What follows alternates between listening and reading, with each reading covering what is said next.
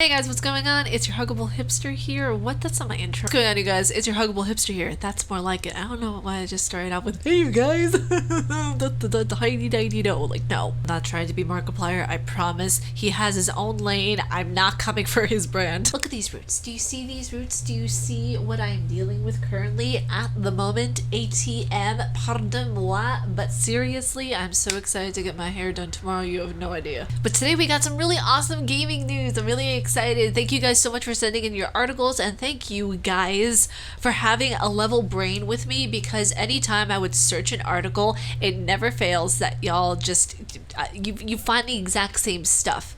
We're sharing a brain. I love it. But today it's gonna be awesome. I have a cafe that I found that is actually right in New York, and you guys gotta let me know if you've ever been to it, because I've never been to this one cafe. It's called the Hungry Ghost, but we will get to that at the end of the video. But first, we gotta go over some important news about the game Doom Eternal. According to the Doom team, the game has been delayed until 2020. It's here the article, which by the way, all articles will be down in the description below, both the ones that I could not fit in today's video and the ones that were in today's video. They will all be down in the description below per usual, so you guys can enjoy them as well. It states here in the article that Doom Eternal won't be hitting its November 22nd release date, unfortunately. Developer ID Software announced the delay on Twitter, along with a few more changes that the team has made. The Twitter information will be in the video post-production me. You know what to do with it. The new release date that you guys are going to be getting is for March 20th of 2020. So I mean, you know, you guys are starting the year off right somewhat. I mean, we got a new Doom game, possibly a new Resident Evil game. It's going to be good next year. Next year,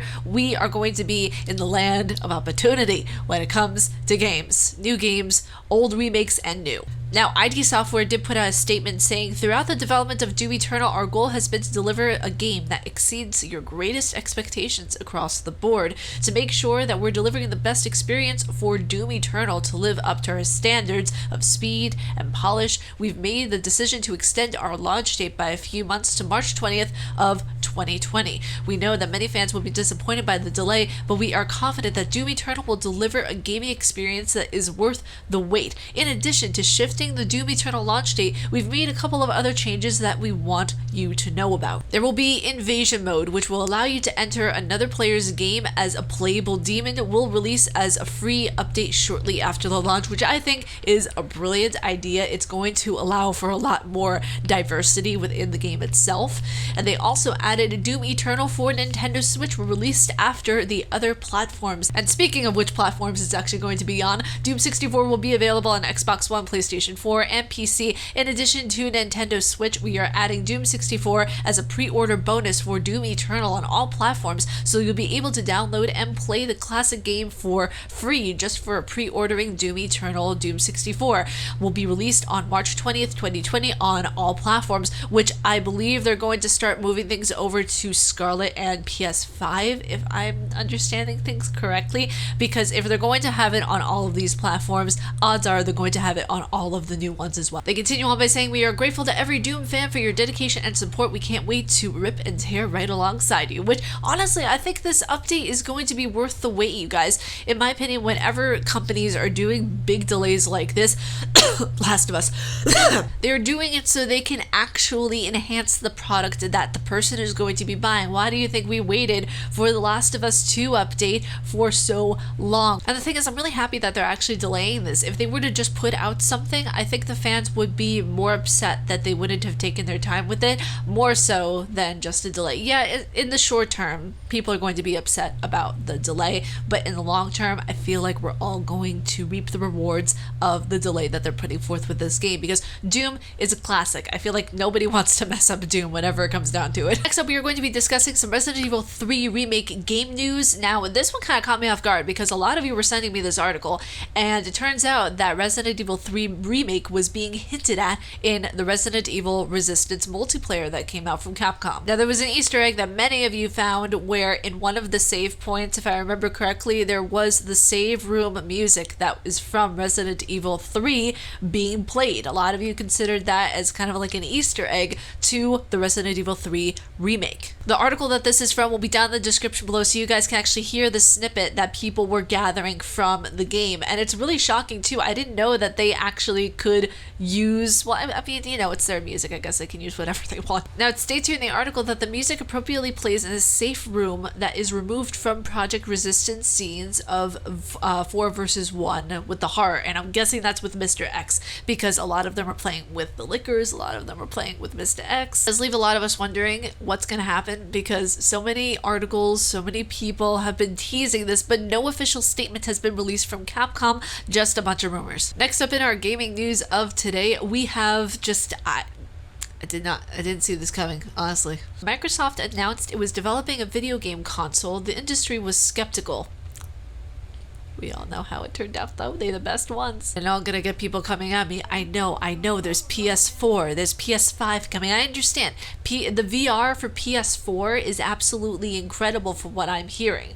And I am actually going to be getting a PS4. I know, shocker. But still, Microsoft, they're doing something right. In the 90s, Microsoft was known for its software, not the hardware business. And it's the same with Apple. Who knows? Maybe down the road, we might get a gaming console from Apple. And I'm predicting that right now. I'm predicting like around 2024 or so, we might receive news from Apple that they are going to create their first gaming console. That's my prediction. Continues on to say that when Microsoft released the Xbox in 2001, which seems like forever ago, in the United States, Japan was a gaming juggernaut of the world. I mean, yeah, of course, they have the Tokyo Game Shows, they have Capcom, you know, of course, I mean, Konami. Now, you guys gotta understand something. When Microsoft came onto the scene in 2001, they were little babies in comparison to Nintendo, to Sony, to Sega, who are still going strong until today. So whenever these companies saw this little bit of Microsoft coming in with their console saying, I want to be popular too, like, you gotta understand that to them it was kind of funny. And even today, Microsoft's Xbox still struggles to sell in Japan. And it's not just the games, the consoles, they really struggle to sell in Japan. Of the 46.9 million Xbox One sold worldwide through the second quarter of 2019, just 0.3% of them have been in Japan. That's mind-blowing. Now, it goes on to say in the article, while Japan is a big market for video games, Dean Takahashi, the lead writer for GameSpeed at VentureBeat, said Microsoft doesn't rely on Japanese consumers. It states here, and I quote, Japan is still a problem, but they don't actually need it to make billions of dollars, Takahashi says. And in some way that is accurate, even though there are millions of games being sold per year, per month, per whatever it is, that it's not Microsoft, it's not Xbox games that are being really sold. They're primarily a lot of the games that are being sold in Japan. Again, Nintendo, Sega, Sony. Even Microsoft's executive vice president, Phil Spencer, states that we're committed to bringing innovative and homegrown content from Japan's leading game creators to a global audience. And while yes, a lot of Japanese consumers prefer Sony's PlayStation or the Nintendo Switch, Microsoft's relationship with Japanese competitors is really changing. And there are videos down below in the article that you guys can check out. And I really, honestly, I hope there is more of a collaboration with Microsoft and Japan, because I really feel like just think of the games. Think of how many more amazing games. I mean, Capcom is in partnership with Microsoft and a lot of the games. Shinji Mikami went to the Xbox Live event that was at E3 this year. That's a big deal.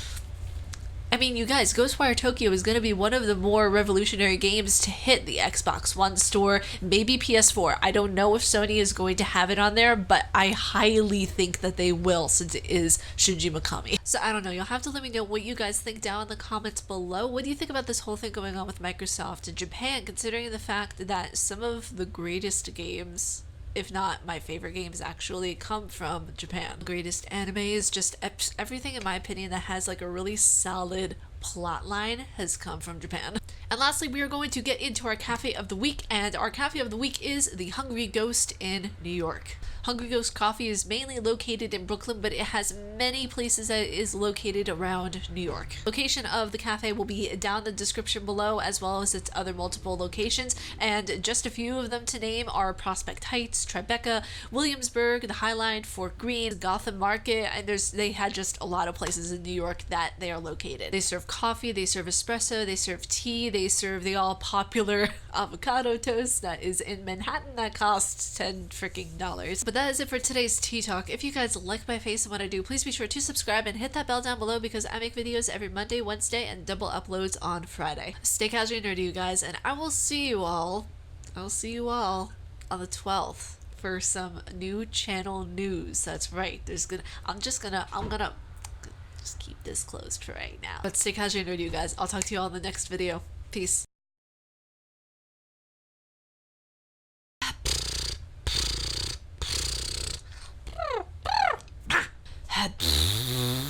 Oh my god, there was a hole here, but it's gone now. Oh. No, seriously, like I have my headache right now is just like god, I just like totally love coffee. Like, oh my god, like I want to go to a cafe so bad. Oh my god. Oh my god. Ugh. Don't get so riled up about games. It's just a game. Like I don't know what to say, bruh. It's just a game. Y'all hear about the cat?